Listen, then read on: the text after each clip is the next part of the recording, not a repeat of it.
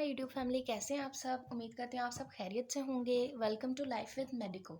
जैसा कि मैंने आप सबको प्रीवियस वीडियोस में बताया था कि मैं आपको एक एक सब्जेक्ट का बताऊंगी, आपने कैसे तैयारी करनी है। ये मेरी वीडियो सब स्टूडेंट्स के लिए हैं, लेकिन स्पेशली मैं उन लोगों की हेल्प करना चाहती हूँ जो अकेडमीज़ नहीं अफोर्ड कर सकते, जो अकेडमीज़ के बगैर तैयारी कर रहे हैं। तो आप वीडियोज़ को एंड तक देखिएगा। चलें स्टार्ट करते हैं कि फ़िज़िक्स की तैयारी कैसे करनी है।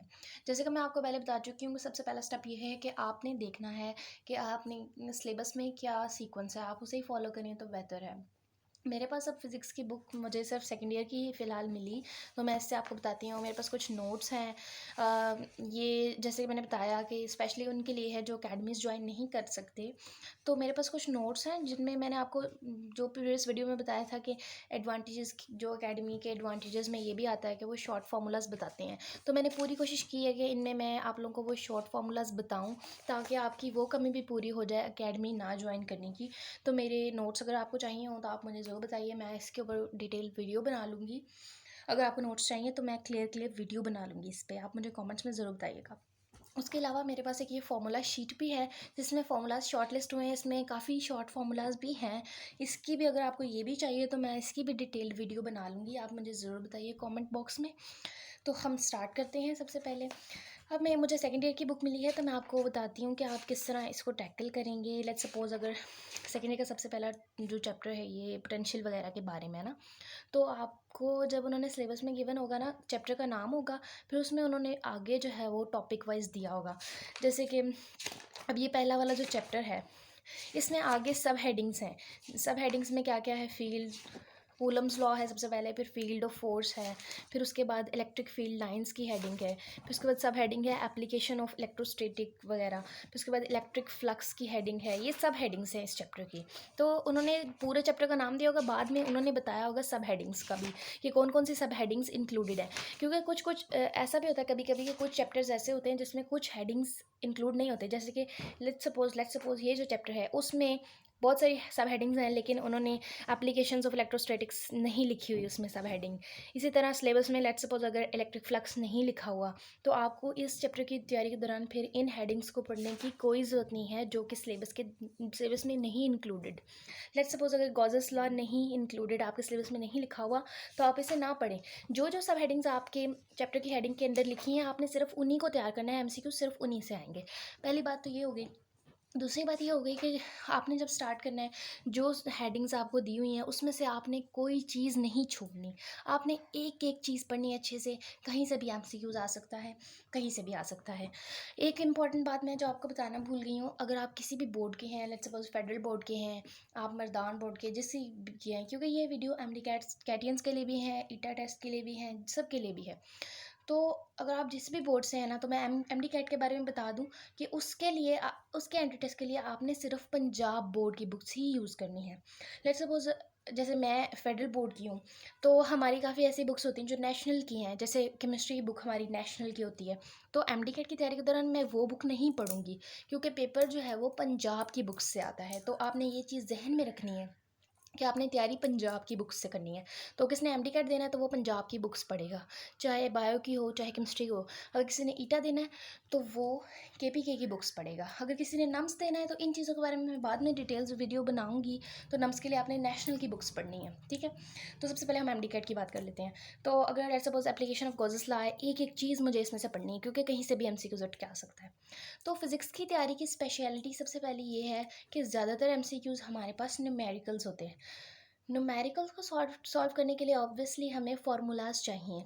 अब इतने सारे फार्मूलाज को कौन याद रखे, भाई याद रखना पड़ेगा, ज़िंदगी का मामला है।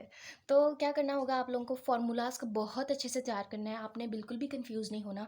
और मेरा आपको ये मशवरा है कि आप अगर एक चैप्टर पर डे कर रहे हैं या जितना भी कर रहे हैं, आप जो चैप्टर्स डेली कर रहे हैं, आप उनके जो फार्मूलाज हैं, अगर लेट्स सपोज मैं ये वाला चैप्टर कर रही हूँ, इस चैप्टर के जितने भी फार्मूलाज हैं ना, मैं सारे के सारे जो है वो शॉर्ट लिस्ट कर लूँगी। आप लोग अगर पूरी बुक शॉर्ट लिस्ट नहीं कर सकते, तो आप कम से कम अपने फार्मूला ज़रूर शॉर्ट लिस्ट कीजिए, ठीक है। मैंने जो है जब कुछ अगर नोट्स शॉर्ट लिस्ट किए थे ना जब, तो मैंने नोट्स भी बनाए थे, लेकिन एक अलग जो है वो पेज पे मैंने फार्मूलाज भी लिखे थे। तो बेहतर ये है कि अगर आपके पास टाइम नहीं है रिवीजन का कि आप नोट्स से रिवाइज़ करें, तो आप कम से कम वो फार्मूलाज ज़रूर रिवाइज़ करके जाएं पेपर से पहले। आप के बहुत ज़्यादा काम आएंगे। तो आपने करना क्या है, आपने अगर एक चैप्टर अच्छे से तैयार कर लिया ना, तो उस चैप्टर के जितने भी सारे फार्मूलाज हैं ना, वो आपने नोट कर लेने हैं एक जगह, ताकि जब एंड पे एमडीकैट दें या जो भी टेस्ट दें तो आप उन फार्मूलाज को रिवाइज कर सकें। इसका एक फ़ायदा ये भी है कि जब आप पूरा कोर्स कंप्लीट कर लेंगे ना, तो आपने प्रैक्टिस टेस्ट देने होंगे, तो उसके लिए आपको फार्मूला जल्दी से रिवाइज कर लेंगे उस शीट से, आपको बुक नहीं खोलनी पड़ेगी ज़्यादा। तो ये ज़रूर कीजिएगा, फार्मूला ज़रूर लिख लें अलग अलग से। या तो आपने हर सब्जेक्ट में हर चीज़ को एक एक पॉइंट को फोकस करना है, लेकिन ये कि फ़िज़िक्स या हर सब्जेक्ट की कुछ ना कुछ स्पेशलिटी होती है। जैसे फ़िज़िक्स की स्पेशलिटी फार्मूलाज हो गए, तो फार्मूलाज का मैंने बता दिया है। शॉर्ट फार्मूलाज के लिए मैं ज़रूर आपसे नोट्स शेयर करूँगी, जिसको चाहिए वो मुझे ज़रूर बताए, ठीक है। उसके अलावा आपने बहुत ज़्यादा ध्यान रखना है यूनिट्स वगैरह का, क्योंकि काफ़ी बार MCQ के ऑप्शन सेम होते हैं, लेकिन यूनिट्स में हम गलती कर जाते हैं। उसके अलावा आप लोगों को पता होगा कि MD कैट में कैलकुलेटर अलाउड नहीं होता, इसी वजह से तो हम लोग शॉर्ट फार्मूलाज बनाते हैं। तो आप लोग अपने लिए ख़ुद भी शॉर्ट फार्मूलाज बनाने की कोशिश करें। जैसे कि मैं आपको दिखाती हूँ,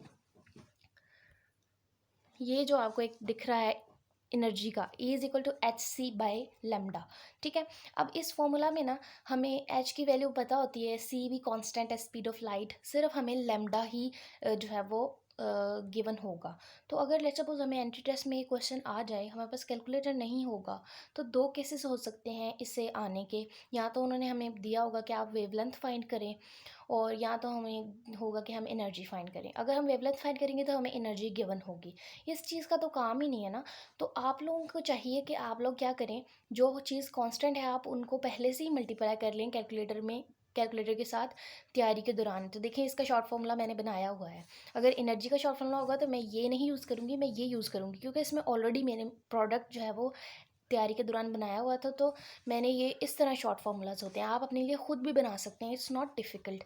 तो फिर मेरे पास अगर क्वेश्चन आएगा कि एनर्जी फाइंड करनी है, तो मैं ईजिली बस यहाँ ये वैल्यू लगाऊंगी और नीचे जो है वो वेवलेंथ पुट करूँगी और फिर एनर्जी फाइंड कर लूँगी। और अगर एनर्जी फाइंड करनी है, वेवलेंथ गिवन हो, तो इधर पुट करके तो इस तरह। तो ये प्रोडक्ट्स आप पहले से ही निकाल के रखें, ये होते हैं शॉर्ट फार्मूलाज। अगर आपको और भी चीज़ डिटेल्ड वीडियोस चाहिए इन चीज़ों पर, तो आप मुझे ज़रूर कमेंट बॉक्स में बताएं। और अगर और कोई चीज़ समझ नहीं आई, कोई क्वेरी हो, तो आप मुझसे ज़रूर पूछ सकते हैं। तब तक के लिए अपना बहुत सारा ख्याल रखिएगा। अल्लाह हाफिज़।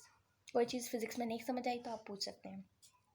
और हाँ, एक चीज़ और बताती चलूँ कि ये जो एग्जांपल्स होती हैं, इनको आप कोशिश करें समझ तो लें। ऑब्वियसली आपको एक एक चीज़ समझ नहीं है, लेकिन इनके आंसर्स ज़रूर याद कर लें, क्योंकि कभी कभी ये एग्जैक्ट स्टेटमेंट्स भी उठ के आ जाती हैं, तो आपका टाइम सेव होगा। अल्लाह हाफ़िज़।